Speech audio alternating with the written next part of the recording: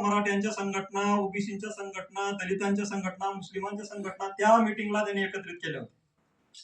म्हणजे ती मीटिंग जर आपण जर उपस्थित असाल तर आपण बघितलं असेल की ती मीटिंग आयोजित करणारा हा जो काही या परिस्थितीमध्ये, या अशी इतक्या खालावलेल्या शारीरिक परिस्थितीमध्ये जर तो माणूस एवढं काम करू शकतो तर त्याची धडाडी काय असेल.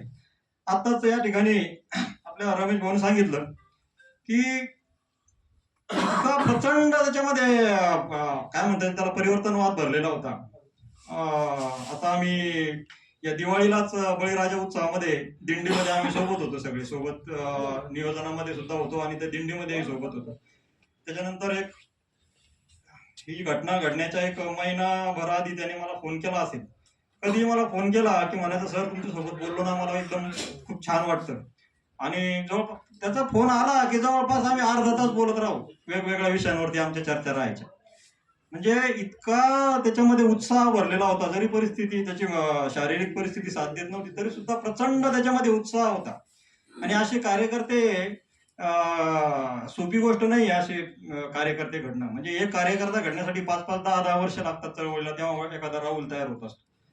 त्यामुळं राहुलचं जाणं हे कधीही भरून न येणारी ही आपल्या चळवळीसाठीची घटना आहे. आणि जसं रमेश भाऊनं सांगितलं की